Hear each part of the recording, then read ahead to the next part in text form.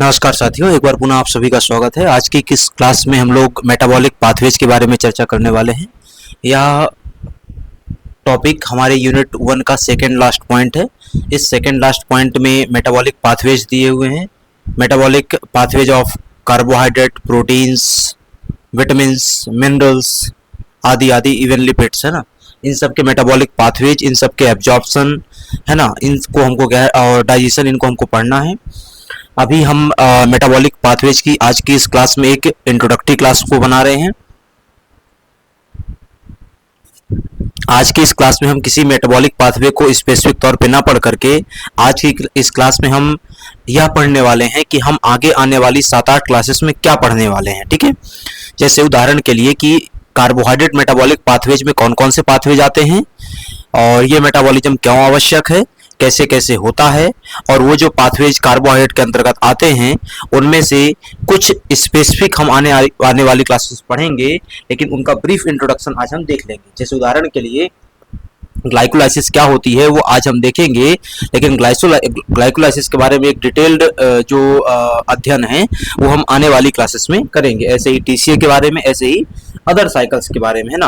भाई urea cycle क्या होती है वो आज हम चर्चा कर लेंगे, लेकिन उसके बारे में एक डिटेल तौर पे जो अध्ययन है वो अगली क्लासेस में करेंगे। ठीक है, चालू करते हैं हमारी क्लासेस को। जैसा कि मैंने बताया कि आज का हमारा topic types of metabolic pathways को अंडरस्टैंड करना है, देखना है, समझना है। वहीं से हम इसको क्या है चालू करते हैं। सबसे पहले ये समझते हैं मेटाबॉलिज्म क्या होता है। ठीक है, अब बेसिक तौर पे यदि हम इस चीज को कहें, मेटाबॉलिज्म को एक बच्चे को समझाने के नजरिए से जो बात कही जाती है उसको कहा जाता है कि आप क्या कर रहे हैं, है ना। सिंपल सा इसको हम इस तरीके से कह सकते हैं कि आप क्या करते हैं, लार्ज मॉलिक्यूल्स को, है ना, किसको, लार्ज मॉलिक्यूल्स को छोटे छोटे मॉलिक्यूल्स में ब्रेक डाउन करते हैं, अथवा छोटे छोटे मॉलिक्यूल्स को मिला करके एक लार्ज मॉलिक्यूल क्या है बनाते हैं। ठीक है, यह एक डिफरेंट प्रोसेस है, यह एक डिफरेंट प्रोसेस है, बट ये दोनों प्रोसेस कंबाइंडली क्या कहलाती हैं, मेटाबॉलिज्म। यही दोनों प्रोसेस कंबाइंडली क्या कहलाती हैं, मेटाबॉलिज्म। लेकिन यह बच्चों के समझने के नजरिए से क्या है चीज है, लेकिन हम उससे थोड़ा क्या है ऊपर समझने का प्रयास करेंगे क्योंकि हमारा एग्जाम थोड़ा ऊपरी स्तर का है। ठीक है, तो in a living cell hundreds of the chemical reactions occur simultaneously in a well organized and integrated manner. This entire set of chemical reaction is collectively known as the metabolism. ठीक है, हमने कहा कि लार्ज मॉलिक्यूल को small molecule में break कीजिए और कई सारे स्मॉल मॉलिक्यूल से क्या कर लीजिए, लार्ज मॉलिक्यूल बना लीजिए। अरे किसी को ब्रेक डाउन करोगे मॉलिक्यूल को और किसी छोटे मॉलिक्यूल से बड़ा मॉलिक्यूल बनाओगे तो एक रिएक्शन होगी। ये कैसी रिएक्शन है, मॉलिक्यूल इन्वॉल्व हो रहा है तो केमिकल रिएक्शन है ना। यह रिएक्शन कैसी है, तो चूंकि मॉलिक्यूल इन्वॉल्व हो रहा है तो ये केमिकल रिएक्शन है। और इस प्रकार की सैकड़ों हजारों केमिकल रिएक्शन हमारे शरीर में निरंतर हर सेल में क्या है संचालित हो रही हैं।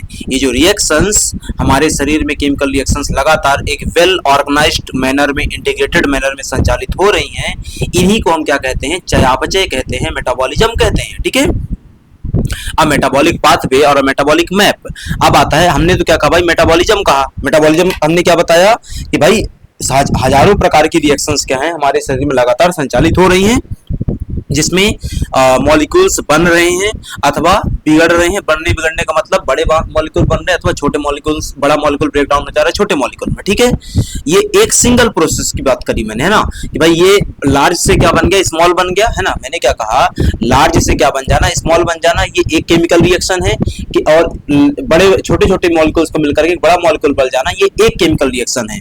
अब मैं कहता हूं इस प्रकार की सैकड़ों हजारों रिएक्शंस को क्या कर दिया जाए, मर्ज कर दिया जाए, है ना।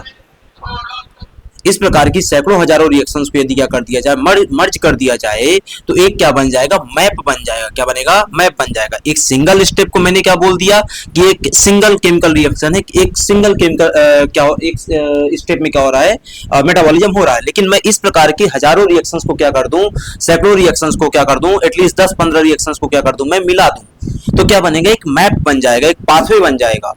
तो मेटाबॉलिज्म को कि उस पाथवे को एग्जैक्टली हम क्या कर रहे हैं, मेटाबॉलिक पाथवे कह रहे हैं, मेटाबॉलिक मैप कह रहे हैं, ठीक है। It is a series, metabolic pathway क्या है, it is a series of enzymatic reactions. अभी बात करी कि एक सिंगल रिएक्शन हो गई वो एक अलग कहानी है, लेकिन मल्टीपल रिएक्शंस को हम क्या करते हैं, एक सीरीज में पढ़ना चालू करते हैं ना।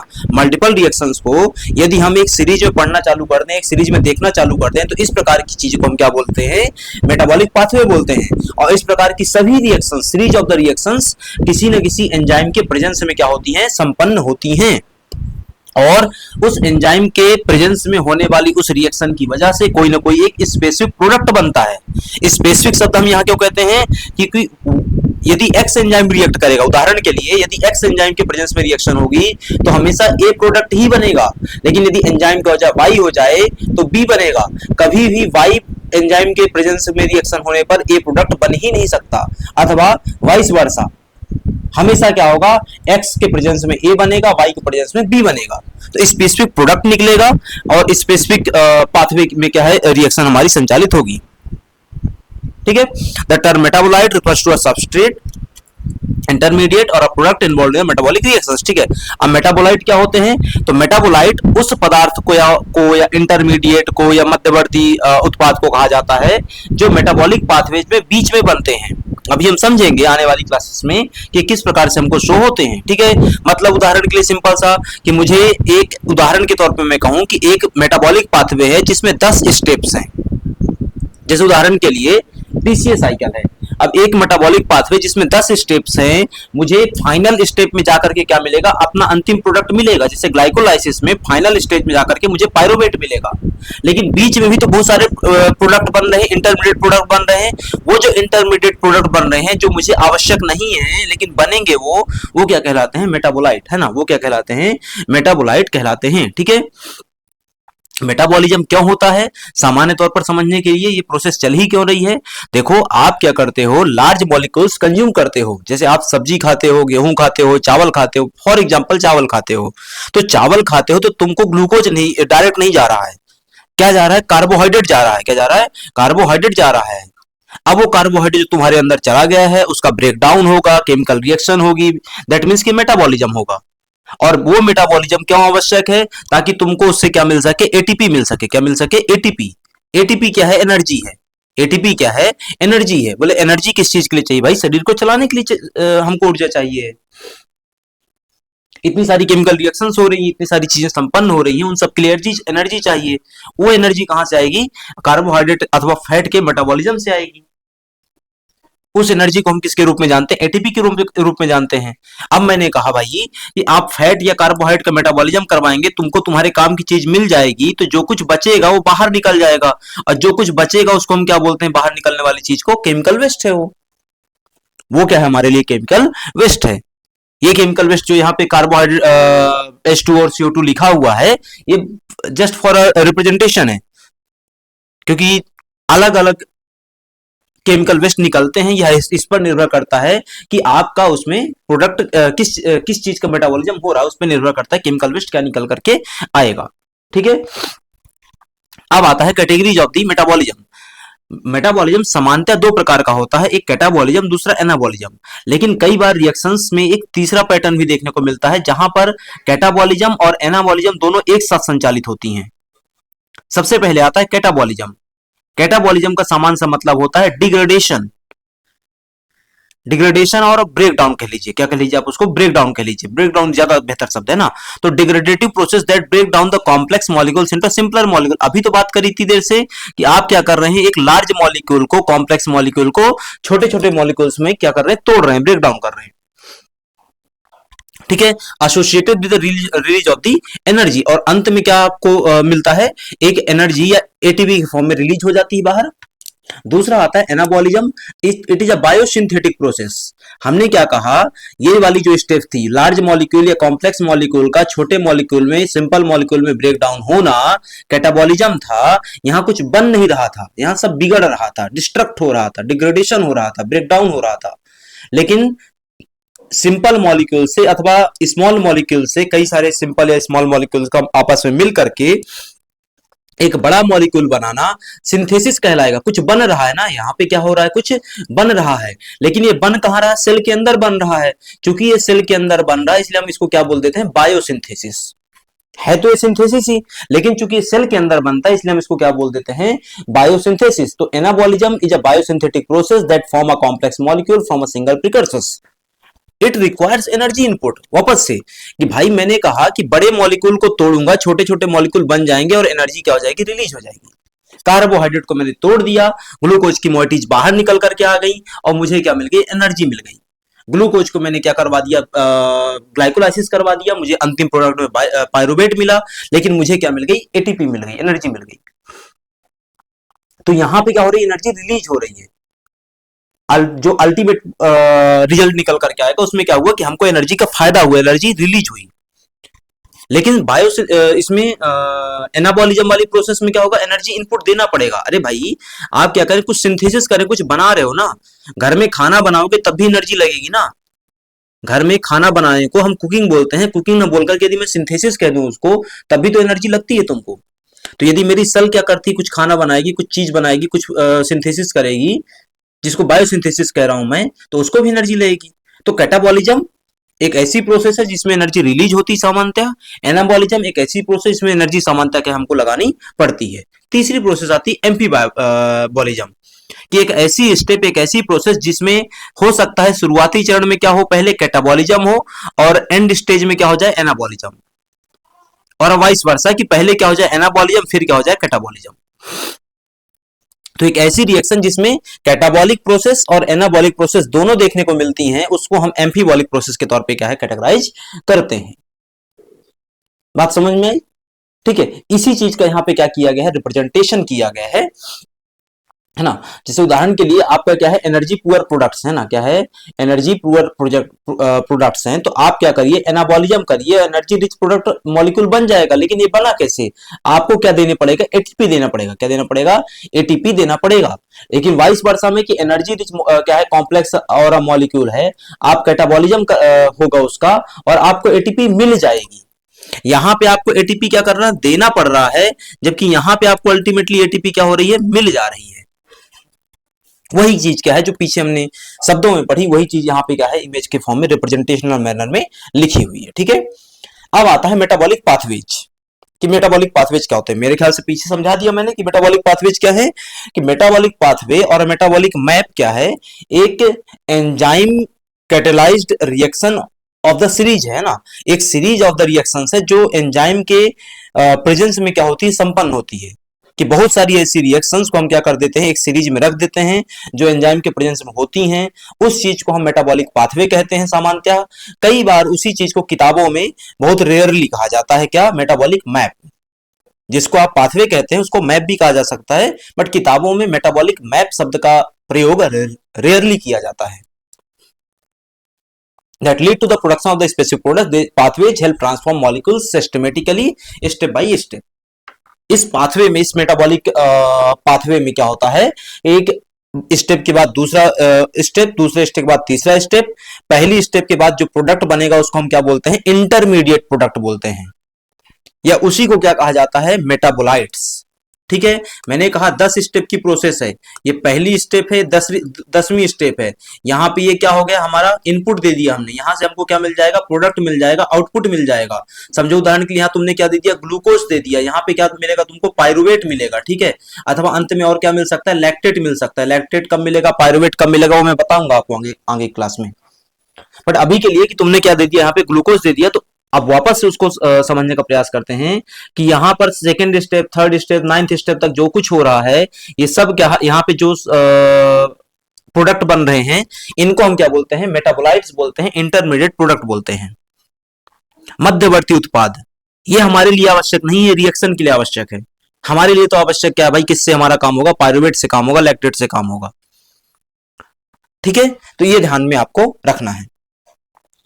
अब सबसे पहले इसमें आता है कैटाबॉलिज्म। कैटाबॉलिज्म को थोड़ा समझ लेते हैं कि पर्पज क्या है कैटाबॉलिज्म का, capture energy from a biomolecules in the form of ATP, generate precursors required for the synthesis of the complex molecules. अभी इतनी देर पीछे हमने समझा था कैटाबॉलिज्म क्या है। तो कैटाबॉलिज्म एग्जैक्टली क्या था, कि एनर्जी को रिलीज करने की एक प्रोसेस है। कहां से, कॉम्प्लेक्स मॉलिक्यूल से। कैसे, complex by the degradation of the complex molecule.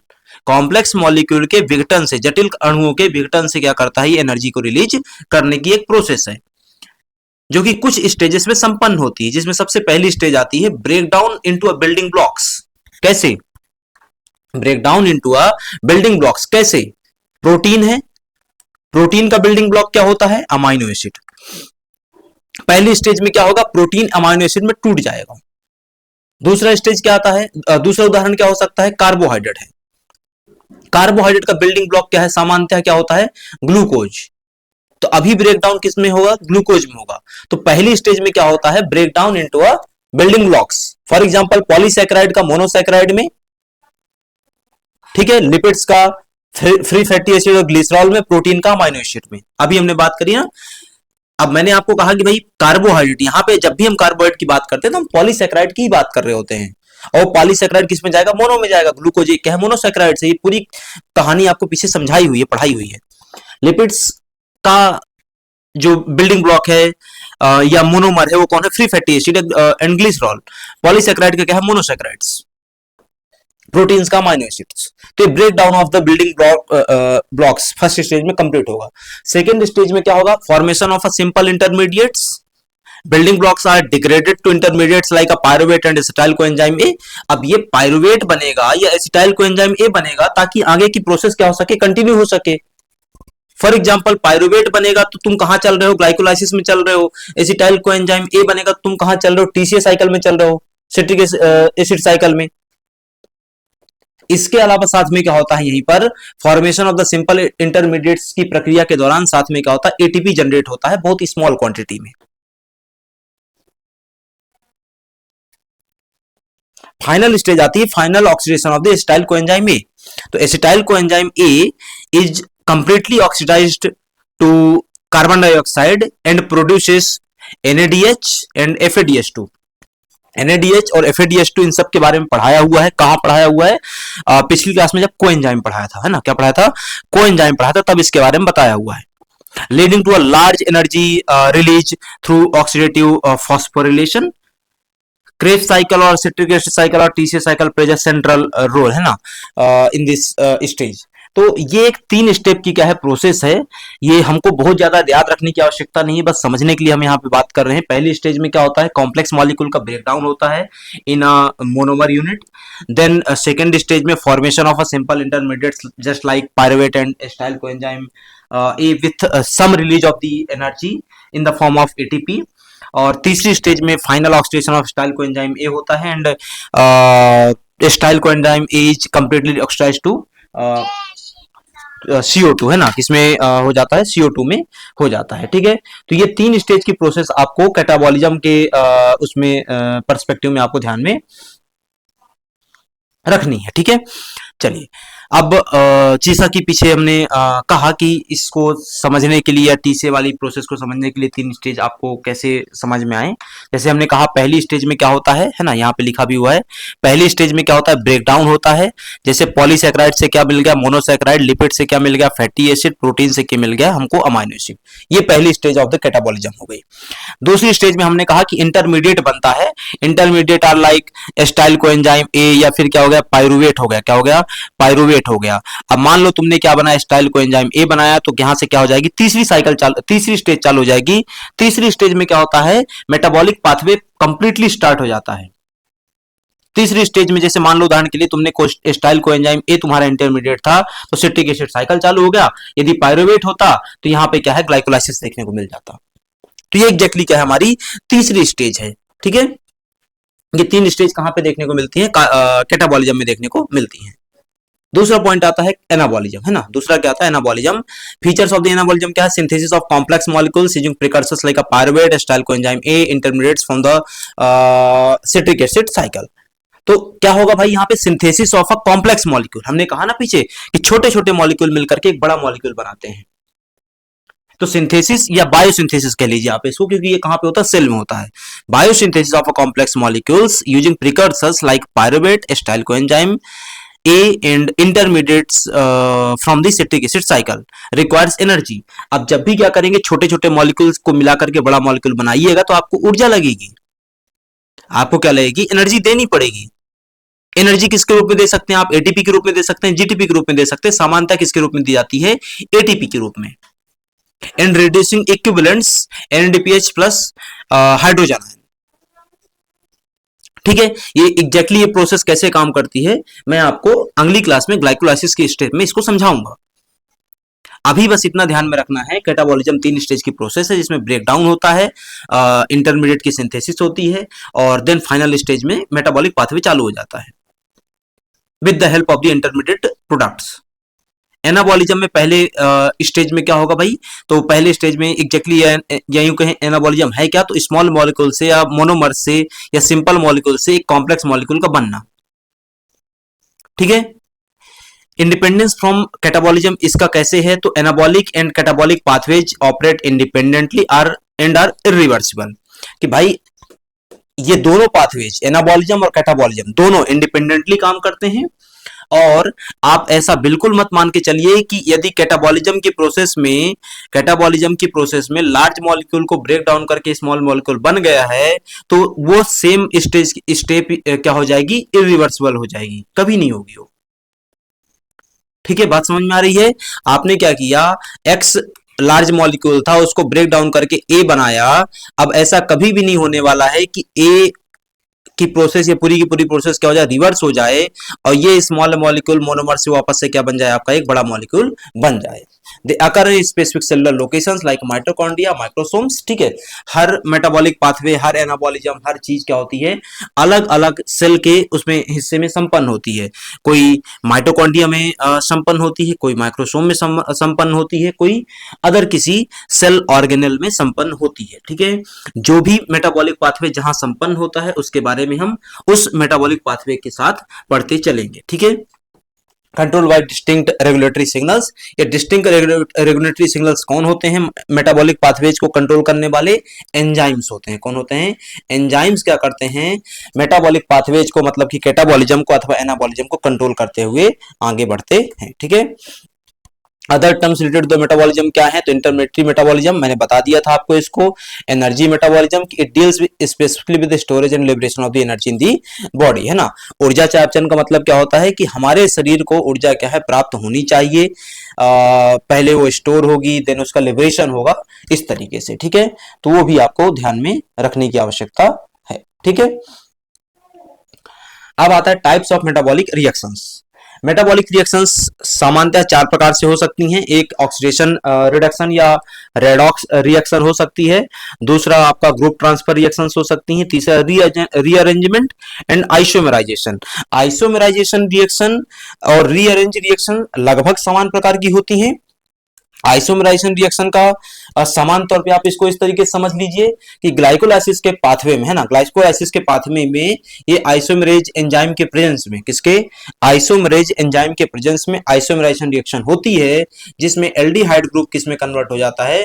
Ketone group में कन्वर्ट हो जाता है। ठीक है, ये सब पढ़ाया हुआ आइसोमेराइजेशन वगैरह आपको कार्बोहाइड्रेट वाली क्लास में, है ना, जब स्टीरियोकेमिस्ट्री पढ़ाई थी, वही चीज यहाँ पर क्या हो रही है? रिपीट भी हो रही है। ठीक है, अब आता है formation and cleavage of the carbon carbon bonds कि each type of a reaction is catalyzed by specific enzymes. Over 2000 enzymes have been identified so far. तो ये बात हमने पीछे समझ भी ली है कि मेटाबॉलिक पाथवे क्या है? Metabolic pathways are the series of the reactions catalysed by enzymes. Series of the reactions catalysed by enzymes. कोई भी मेटाबॉलिक पाथवे की कोई भी रिएक्शन बिना किसी एंजाइम के प्रेजेंस के हो ही नहीं सकती है। तो एंजाइम्स क्या हैं? कैटलिस्ट है। एंजाइम्स के बारे में पूरी क्लासेस ऑलरेडी हम संपन्न कर चुके हैं, उसके लेक्चर्स आपके अपलोडेड हैं एप्लीकेशन में। ठीक है, अब मैंने कहा था कि आज की इस क्लास में हम इंट्रोडक्टरी तौर पे ये देखेंगे कि कौन से एग्जैक्टली कंपाउंड के लिए, कौन सी चीज के लिए हमको किस किस प्रकार के पाथवेज देखने हैं। जैसे उदाहरण के लिए कार्बोहाइड्रेट मेटाबॉलिज्म के अंदर कौन कौन से पाथवेज देखने हैं, ठीक है, प्रोटीन मेटाबॉलिज्म के अंदर कौन कौन से पाथवेज देखने हैं, ऐसे ही लिपिड मेटाबॉलिज्म के अंदर कौन कौन से पाथवेज देखने हैं। तो आज हम सिर्फ इन पाथवेज के नाम पढ़ेंगे, इनके बारे में बहुत ब्रीफ चर्चा करेंगे सिर्फ 1-2 लाइन में, और नेक्स्ट क्लास से हम इन पाथवेज को डिटेल में पढ़ना चालू करेंगे, क्योंकि हमारे एग्जाम में यह डिटेल में आने की पूरी संभावना है, क्योंकि इसको सेपरेटली मेंशन किया गया है। चालू करते हैं। कार्बोहाइड्रेट मेटाबॉलिज्म, है ना। सामान्य तौर पे कार्बोहाइड्रेट मेटाबॉलिज्म के लिए आपने जो पाथवेज सुने होंगे, पढ़े होंगे कभी अपने कहीं किसी ग्रेजुएशन के दौरान आपने, है ना, उन पाथवेज में आपने क्या पढ़ा होगा। तो एक आपने संभव है कि ग्लाइकोलाइसिस पढ़ा होगा, है ना। एक दूसरा आपने जो पढ़ा होगा संभव है कि ग्लाइकोजिनोलाइसिस आपने पढ़ा होगा, शायद तक ग्लाइकोजेनेसिस आपने शायद पढ़ा होगा, ग्लूकोनियोजेनेसिस शायद आपने कभी सुना हो, है ना। तो इस प्रकार के पाथवेज को हमको क्या करना है, देखना है।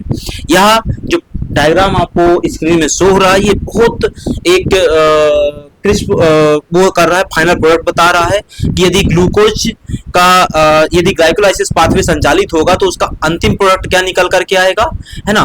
ग्लाइकोजिनोलाइसिस का अंतिम प्रोडक्ट क्या निकल करके आएगा, ग्लूकोज, और ग्लाइकोजेनेसिस का अंतिम प्रोडक्ट क्या निकल करके आएगा, ग्लाइकोजन। ठीक है, ऐसे ही ग्लूकोनियोजेनेसिस, है ना, ग्लूकोनियोजेनेसिस में लैक्टेट, अमाइनो एसिड और ग्लिसरॉल आदि आदि का अंतिम प्रोडक्ट क्या निकल करके आता है, ग्लूकोज ही निकल करके आता है। ठीक है, तो ये एक ऐसा डायग्राम है जिसमें सिर्फ फाइनल प्रोडक्ट के बारे में लिखा हुआ है। अभी हमको देखना है कि हम कार्बोहाइड्रेट के अंतर्गत कौन कौन से पाथवेज पढ़ने वाले हैं। सबसे पहले जो पाथवे हम पढ़ेंगे नेक्स्ट क्लास में वो है ग्लाइकोलाइसिस, जिसको हम एम्डेन-मेयरॉफ पाथवे भी कहते हैं, क्योंकि डिस्कवरी किसके द्वारा की गई थी, एम्डेन-मेयरॉफ के द्वारा की गई थी। जो ग्लाइकोलाइसिस पाथवे है उसका नाम का ही मतलब क्या होता है, ग्लाइको का मतलब ग्लूकोज है, लाइसिस का मतलब होता है breakdown of the glucose. In simple terms we can say that कि breakdown of the glucose is known as the glycolysis और एम्डेन-मेयरॉफ पाथवे, है ना। ग्लूकोज का क्या होता है, ब्रेकडाउन होता है, और हमको क्या है अंतिम प्रोडक्ट के तौर पे क्या मिलता है, पायरुवेट मिलता है, लैक्टेट मिलता है। इट डिपेंड्स कि आप एरोबिक रिएक्शन करवा रहे हैं अथवा एनारोबिक रिएक्शन करवा रहे हैं, उसके आधार पे पायरुवेट और लैक्टेट नहीं होगा। ठीक है, बट अभी के लिए हमको ग्लूकोज का ब्रेकडाउन होकर के पायरुवेट और लैक्टेट मिलता है। ग्लूकोज का जो पूरी प्रोसेस होती है हमने पीछे पढ़ा कि मेटाबॉलिक रिएक्शंस 4 प्रकार की होती हैं, जिनमें सबसे पहली रिएक्शन हमने क्या देखी, रेडॉक्स। या तो ऑक्सीडेशन होगा या रिडक्शन होगा। ठीक है, यहाँ पे हम देख रहे हैं कि ग्लाइकोलाइसिस की पाथवे में क्या हो रहा है, ऑक्सीडेशन क्या होता है ग्लूकोज का, है ना, क्या होता है, ग्लूकोज का ऑक्सीडेशन होता है, और हमको अंतिम प्रोडक्ट में क्या मिल जाता है ग्लाइकोलाइसिस में, पायरुवेट, लैक्टेट। ये पहला पाथवे हम नेक्स्ट क्लास में पढ़ेंगे। दूसरे जो पाथवे आता है इसमें वो आता है सिट्रिक एसिड साइकिल पाथवे, या इसी को टीसीए साइकिल भी कहते हैं, इसी को क्या कहते हैं, क्रेब्स साइकिल भी कहते हैं। ठीक है, इसमें भी क्या होता है, ऑक्सीडेशन होता है, किसका, एसिटाइल कोएंजाइम ए का, किसमें, कार्बन डाइऑक्साइड में, किसमें होता है, कार्बन डाइऑक्साइड में। It is the final common oxidative pathway for carbohydrate, fats, amino acids through acetyl coenzyme ए, है ना। कि भाई आप अमाइनो एसिड का, फैट्स का, कार्बोहाइड्रेट्स का, है ना। यहाँ अमाइनो एसिड्स का मतलब क्या है, प्रोटीन्स। तो प्रोटीन, फैट्स, कार्बोहाइड्रेट सब का जो फाइनल पाथवे है वो किससे निकल करके जाता है, एसिटाइल कोएंजाइम ए से निकल करके जाता है। ठीक है, तीसरा जो पाथवे आता है उसमें आता है ग्लूकोनियोजेनेसिस। जैसा स्पष्ट है, ग्लूकोनियोजेनेसिस, जेनेसिस का मतलब होता है कुछ नया बनाना, लाइसिस का मतलब क्या होता है, कुछ ब्रेक डाउन करना, तोड़ना। तुमने क्या तोड़ा, ग्लूकोज को तोड़ा। बनाना मतलब क्या बनाओगे, ग्लूकोज बनाओगे। Synthesis of a glucose from non carbohydrate precursor such as amino acid and glycerol. बताया ना भाई, non carbohydrate precursor like lactate, like amino acid, glycerol, इनसे तुम क्या बना रहे हो, ग्लूकोनियोजेनेसिस की प्रक्रिया के माध्यम से ग्लूकोज बना रहे हो। ठीक है, एक प्रोसेस आएगी जो हमको पढ़नी रहेगी, वो है ग्लाइकोजेनेसिस। इसमें formation of the glycogen from glucose in the liver, है ना। कहां पर, लीवर में। क्या हो रहा भाई, तुम क्या कर रहे हो, लगातार ग्लूकोज बढ़ाते जा रहे हो, ग्लूकोज का इंटेक बढ़ाते जा रहे हो। ग्लूकोज कहां जाएगा, ग्लूकोज ग्लाइकोजन में कन्वर्ट होने लग जाएगा, स्टोर होने लग जाएगा। लेकिन ग्लूकोज का ग्लाइकोजन में कन्वर्ट होना और स्टोर होना बाद में, ये पूरी प्रोसेस क्या है, ग्लाइकोजेनेसिस। अगली जो स्टेप आएगी उसमें वो है glycogenolysis, the breakdown of the glycogen to release glucose. Breakdown of glycogen to release glucose. बात समझ में आ रही है कि भाई ग्लाइकोजन का ब्रेकडाउन होगा और ग्लूकोज रिलीज होगा। कब होता है ऐसा, जब तुम कार्बोहाइड्रेट नहीं लेते हो और तुम्हारे शरीर में एटीपी का, एनर्जी का कमी होता है, तब स्टोर्ड ग्लाइकोजन क्या होता है, रिलीज होता है, और उसका ग्लाइकोजिनोलाइसिस होकर के तुमको ग्लूकोज मिलता है, और वो ग्लूकोज वापस से किस में जाता है, ग्लाइकोलाइसिस की पाथवे में जाता है, ताकि तुमको क्या मिल सके, एटीपी मिल सके। तो ग्लाइकोजिनोलाइसिस पहले होगा, देन क्या होगा, ग्लाइकोलाइसिस होगा, क्योंकि एनर्जी तो तभी रिलीज होगी। तो एक ये पाथवे हमको पढ़ना रहेगा। एक पाथवे आपका आता है हेक्सोज मोनोफॉस्फेट शंट, है ना, ये पेंटोज फॉस्फेट पाथवे और डायरेक्ट ऑक्सीडेटिव पाथवे के नाम से भी जाना जाता है। It is an alternative pathway to glycolysis and TCA cycle for the oxidation of the glucose directly to carbon dioxide and water. ठीक है, अभी पीछे आपको बताया होता है इसको। ये एक अल्टरनेट पाथवे है किसका, टीसीए का और ग्लाइकोलाइसिस का, जिसमें ग्लूकोज का ऑक्सीडेशन होता है डायरेक्टली किसमें, कार्बन डाइऑक्साइड और आपका वाटर में, किसमें, वाटर में। ठीक है, जो हमने यहाँ पर देखा हुआ था इसमें। ठीक है कि भाई अंतिम तौर पे क्या होगा, वेस्ट के तौर पे क्या निकलेगा, या उसमें ब्रेक डाउन किसमें होगा, CO2 और H2O। ठीक है, यहाँ तक आपको ध्यान में रखना है। अगला जो पाथवे हम पढ़ेंगे उसको बोलते हैं uronic acid pathway. It is in this pathway the conversion of glucose to glucuronic acid pentoses and in some animals to ascorbic acid. ठीक है, तो क्या होगा भाई, यहाँ पर ग्लूकोज का जो ब्रेकडाउन है वो ग्लूकोरोनिक एसिड में होगा और किसमें होगा, कुछ पेंटोसिस में हो सकता है। पेंटोसिस का मतलब क्या हो सकता है, पेंटोसिस का मतलब होता है 5 कार्बन वाली शुगर, 5 कार्बन वाली शुगर। ठीक है, और कई बार एस्कॉर्बिक एसिड का भी क्या होता है, निर्माण होता है। It serves as the another alternative oxidative pathway for the glucose। ठीक है, अब ग्लूकोज के अल्टरनेटिव, ग्लूकोज का मेन पाथवे क्या है ब्रेकडाउन का, ग्लाइकोलाइसिस, लेकिन अल्टरनेटिव पाथवे क्या निकल कर गया, हेक्सोज मोनोफॉस्फेट शंट। एक और अल्टरनेटिव पाथवे क्या हो सकता है, यूरोनिक एसिड पाथवे भी हो सकता है। इसके अलावा हम गैलेक्टोज मेटाबॉलिज्म देखेंगे, the conversion of galactose to glucose and the synthesis of lactose, है ना भाई, गैलेक्टोज ग्लूकोज में कन्वर्ट होगा और ग्लूकोज से हमको फाइनली क्या मिलेगा, लैक्टोज मिल जाएगा। इसके अलावा fructose metabolism, the oxidation of fructose to pyruvate. ठीक है, और एक जो पाथवे आएगा, अंतिम पाथवे आएगा अमाइनो शुगर एंड म्यूकोपॉलीसैकेराइड का मेटाबॉलिज्म। ठीक है, the synthesis of amino sugar and other sugars necessary for the formation of monopolysaccharide and glycoproteins. ठीक है, ये इधर के जो पाथवे हमने आखिरी में पढ़े 5-6 पाथवे, ये इतना ज्यादा महत्व तो नहीं रखते हैं हमारे एग्जाम के पर्सपेक्टिव से, लेकिन शुरुआती जो पाथवेज हमने पढ़े, है ना, शुरुआती जो पाथवेज हमने पढ़े जैसे uronic acid pathway, glycogenolysis, glycogenesis, gluconeogenesis, TCA और ग्लाइकोलाइसिस, ये बहुत इंपॉर्टेंट पाथवेज हैं, इन सबको हम पढ़ेंगे। ठीक है, यह एक समराइजेशन है जिसमें हम इन सभी पाथवेज को जो हमने पीछे पढ़े इनको हम डिवाइड कर सकते हैं ऑक्सीडेटिव पाथवे और सिंथेटिक पाथवेज की कैटेगरी में। ऑक्सीडेटिव पाथवे का मतलब यहाँ पर क्या है, कैटाबॉलिज्म हो रहा होगा और इस कैटाबॉलिज्म की प्रोसेस से कुछ ना कुछ बन रहा होगा। जैसे ग्लाइकोलाइसिस है, किसका कैटाबॉलिज्म होता है, ग्लूकोज का कैटाबॉलिज्म होता है, क्या बनता है, पायरुवेट बनता है, क्या बनता है, लैक्टेट बनता है।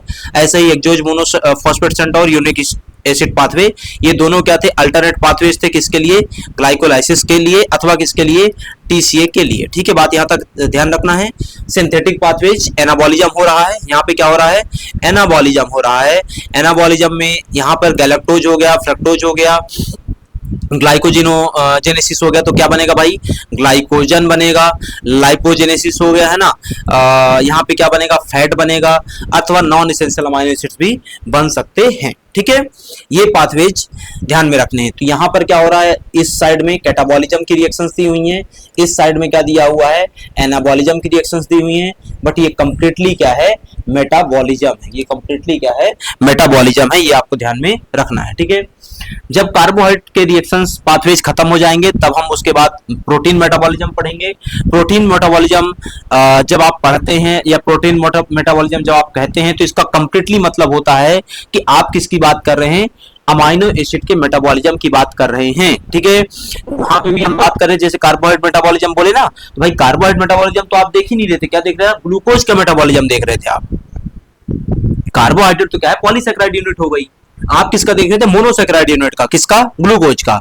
वैसे ही यहां पर भी है कि प्रोटीन एक क्या है, कॉम्प्लेक्स यूनिट है। आप किसका देखेंगे मेटाबॉलिज्म, सिंपल यूनिट का। सिंपल यूनिट क्या है, वो जिससे प्रोटीन बना है। प्रोटीन किससे बना है, अमाइनो एसिड से बना हुआ है। ठीक है, तो मेटाबॉलिज्म ऑफ अमाइनो एसिड देखेंगे। अमाइनो एसिड क्या होता है वो हमने पढ़ा हुआ है।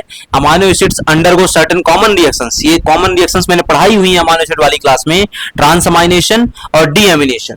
ठीक है, क्या होता है ट्रांस अमाइनेशन और डीएमिनेशन, मैंने पढ़ाया हुआ है क्लास में, वहां से आपको देख लेना है। Resulting in the liberation of the ammonia, जब आप अमाइनो एसिड को क्या करवाएंगे, ट्रांस अमाइनेशन अथवा डीएमिनेशन की प्रक्रिया से गुजारेंगे, तो आपको अंतिम प्रोडक्ट के तौर पे, है ना, आपको अंतिम प्रोडक्ट के तौर पे क्या मिलने वाला है, आपको अंतिम प्रोडक्ट के तौर पे क्या मिलेगा, अमोनिया मिलेगा। क्या मिलेगा, अमोनिया निकल करके आएगा। ठीक है, the amino group of amino acid used for the formation of urea which is excretory and and product of the protein metabolism. ठीक है, अमाइनो ग्रुप जो अमाइनो एसिड में जुड़ा रहता है वह यूज किया जाता है यूरिया के फॉर्मेशन के लिए। और यूरिया कहां से आता है, तो हमारा वो एक्सक्रीटरी एंड प्रोडक्ट है जो हमारे यूरिन से क्या होता है, फ्लश आउट हो जाता है। ठीक है, कैसे, यूरिन से हमारे फ्लश आउट हो जाता है। तो अमाइनो एसिड का अमाइनो ग्रुप यूज किया जाता है फॉर्मेशन ऑफ द यूरिया के लिए, है ना। इसके यूरिया पाथवे क्या है उसके बारे में हम पढ़ेंगे। ठीक है, carbon skeleton of the amino acid is first converted into keto acids which can then follow one or more of the following pathways. अब कार्बन जो स्केलेटन रहता है, अमाइनो ग्रुप तो यूज कर लिया गया किसके लिए, फॉर यूरिया के लिए। तो अमाइनो ग्रुप जब यूज हो गया यूरिया फॉर्मेशन के लिए, और जो बचा हुआ कार्बन पोर्शन है उसका, है ना, वो कार्बन पोर्शन क्या होगा, कीटो एसिड में कन्वर्ट होगा। कीटो एसिड का मतलब होता है एक ऐसा एसिड जिसमें कीटोन ग्रुप प्रेजेंट होगा ट्रांसअमाइनेशन की प्रक्रिया के माध्यम से। अब वो जो कीटो एसिड है वह नीचे लिखी हुई किसी एक स्टेप में से क्या होगा, पास ऑन होगा। Possible fates of carbon skeleton of amino acid, है ना, कि भाई अमाइनो जो एसिड्स हैं उनका जो कार्बन स्केलेटन के माध्यम से अंतिम परिणाम क्या निकल करके आ सकता है, तो एक हो सकता है कि उनको यूज किया जा सकता है एनर्जी जनरेशन के लिए कार्बन्स को, दूसरा यूज किया जा सकता है ग्लूकोज सिंथेसिस के लिए यूज हो सकता है, तीसरा diverted for the formation of fat और कीटोन बॉडीज, एक ये यूज हो सकता है, चौथा हो सकता है कि involve in the production of non essential amino acids. बात समझ में आई कि मेटाबॉलिज्म ऑफ अमाइनो एसिड में हमने पढ़ा कि मेटाबॉलिज्म ऑफ अमाइनो एसिड के अंतर्गत जो सबसे पहली कॉमन रिएक्शन निकल के आती है वो ट्रांस अमाइनेशन और डीएमिनेशन है, जिसके तहत होगा क्या, अमोनिया ग्रुप बाहर लिबरेट हो जाएगा। वो जो अमोनिया ग्रुप अमोनिया के साथ लिबरेट हुआ है वह अंततः यूरिया बना लेगा और कार्बन ग्रुप क्या हो जाएगा, अकेला पड़ जाएगा। अब वो कार्बन ग्रुप कीटो एसिड में कन्वर्ट होगा और वो कीटो एसिड कुछ स्टेप से गुजर सकता है। एक स्टेप हो सकती है कि वो एनर्जी बनाने में मदद कर दे, दूसरी की ग्लूकोज की सिंथेसिस में मदद कर दे, तीसरा फैट या कीटोन बॉडीज में कन्वर्ट हो जाए, अथवा चौथा हो सकता है कि वह नॉन एसेंशियल अमाइनो एसिड के प्रोडक्शन में इन्वॉल्व हो जाए। चार में से कोई भी रास्ता वह अख्तियार कर सकता है, मकसद नहीं भूलेगा। ठीक है, यही प्रोसेस हमने जो पीछे पढ़ी वही प्रोसेस यहाँ पर क्या है, इस डायग्राम के मैनर में लिखी हुई है। अब तुम प्रोटीन कैसे लेते हो, या तो डाइटरी फॉर्म में लेते हो या तो तुम्हारे बॉडी में पहले से होता है ना, दो ही तरीके से होगा ना, या तो इसेंशियल होगा या नॉन इसेंशियल होगा। या तो इसेंशियल होगा तो डाइटरी प्रोटीन के तौर पे जाना जाएगा, नॉन इसेंशियल होगा तो बॉडी प्रोटीन के तौर पे जाना जाएगा। बट है तो अब वो जो प्रोटीन था वो तुमको क्या देगा, अमाइनो एसिड देगा। वो अमाइनो एसिड एक स्टेप में क्या बन सकता है, आगे चल करके वापस से प्रोटीन बना सकता है, हो सकता है ना भाई, क्योंकि प्रोटीन से अमाइनो एसिड बनता है। लेकिन दूसरी स्टेप मेटाबॉलिक स्टेज के तौर पे बात करें, ये स्टेज क्या हो गई, एनाबॉलिज्म हो गई। ये स्टेज क्या हो गई, एनाबॉलिज्म हो गई। हमको एनाबॉलिज्म के बजाय क्या देखना है, कैटाबॉलिज्म देखना है अभी तो बोले कैटाबॉलिज्म वाली प्रोसेस में क्या हो सकता है ना। तो एक स्टेज हमने क्या देख ली, प्रोटीन सिंथेसिस हो गई, दूसरी स्टेज क्या होगी, सिंथेसिस ऑफ एन कंपाउंड्स हो गया। कुछ भी ऐसा कंपाउंड जो नाइट्रोजन के प्रेजेंस रखता है वो बन जाएगा।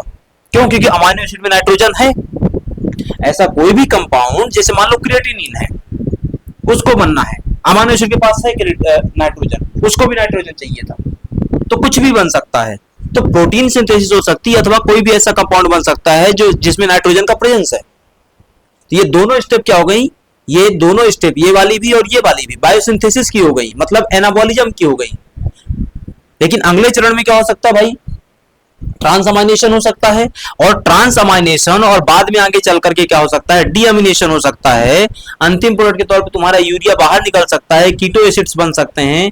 कीटो एसिड तुमको एनर्जी दे सकता है, पहली स्टेज में देखा था, ग्लूकोज की सिंथेसिस में पार्टिसिपेट कर सकता है, अथवा कीटोन बॉडीज बना सकता है, अथवा क्या हो सकता है, नॉन इसेंशियल अमाइनो एसिड बना सकता है। ये जो पीछे हमने देखा था यहां पर, वही यहां पे डायग्राम में क्या है लिखा हुआ है। बात समझ में आई।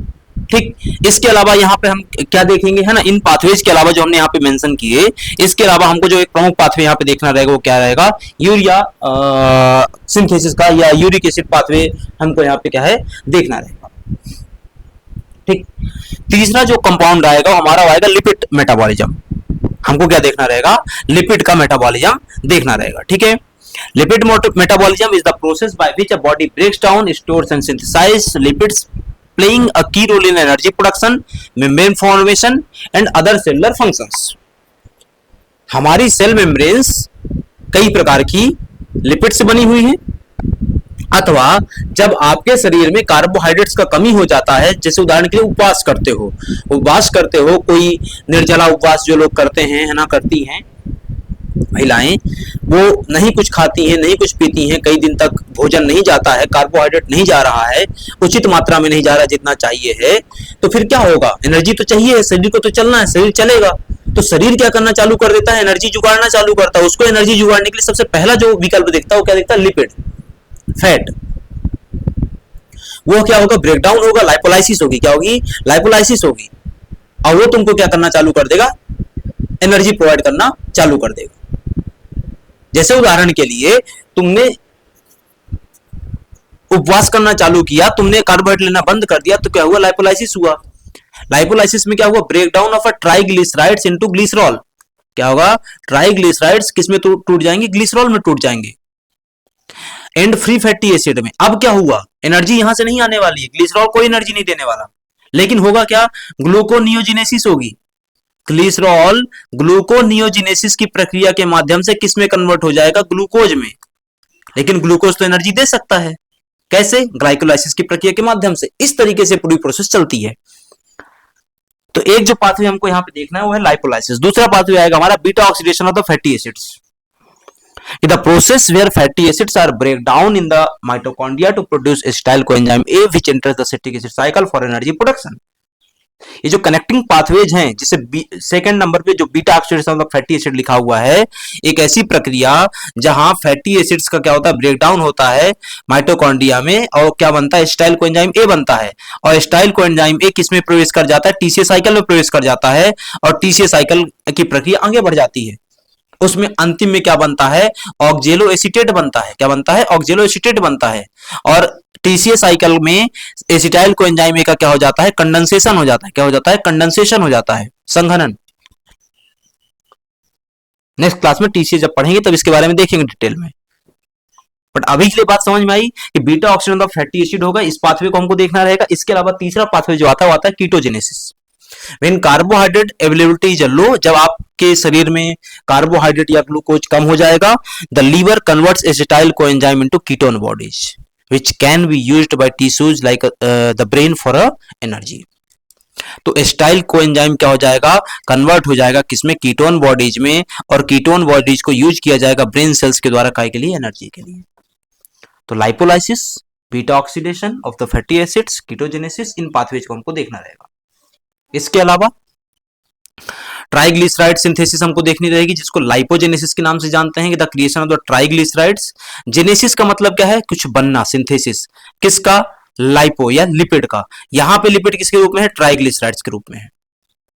कहां से बनेगा, फैटी एसिड या ग्लिसरॉल से।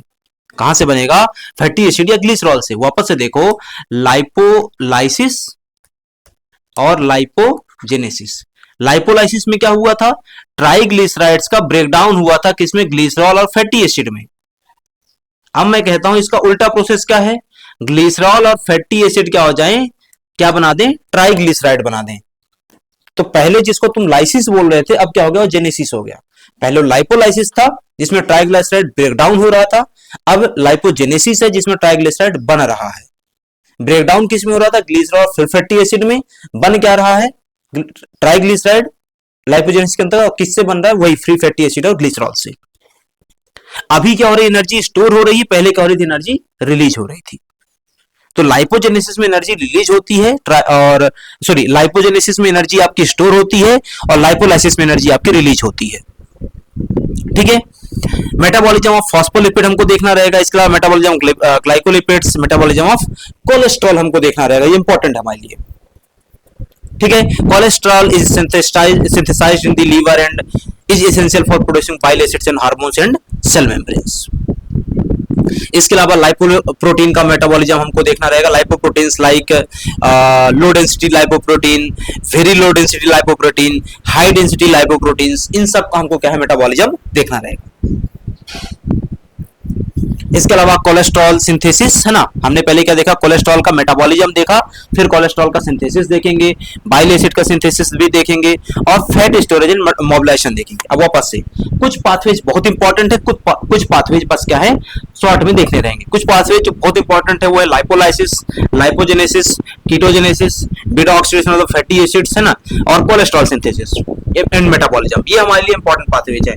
कुछ जो शॉर्ट में देखने रहेंगे वही, बाकी जो बचते हैं वो सब शॉर्ट में देखेंगे। ठीक, इसके अलावा ये लिपिड हो गया, लिपिड के अलावा हमको कुछ और मेटाबॉलिज्म्स देखने रहेंगे। जैसे एक आता है हमारा विटामिन का, इनके कोई पाथवेज नहीं है, छोटी छोटी चीजें हैं, इसलिए यहाँ पे हम मेंशन नहीं कर रहे हैं बहुत बड़े तरीके से। दूसरा एक क्या रहेगा हमारा, मिनरल्स का रहेगा। किसका रहेगा, मिनरल्स का, इसको भी हमको देखना रहेगा। ठीक है, तो आज की क्लास हम यहीं तक रखेंगे। नेक्स्ट क्लास में हम चालू करेंगे ग्लाइकोलाइसिस से, मेजर पाथवे है, देन हम पढ़ेंगे टीसीए साइकिल, और इस तरीके से हम अलग अलग पाथवेज को पढ़ते हुए आगे बढ़ते चले जाएंगे। ठीक है, आज की क्लास यहीं बाइंड अप करेंगे, मिलेंगे अगली क्लास में एक नए टॉपिक के साथ, दैट इज ग्लाइकोलाइसिस। ठीक है, तब तक के लिए आप सभी का धन्यवाद।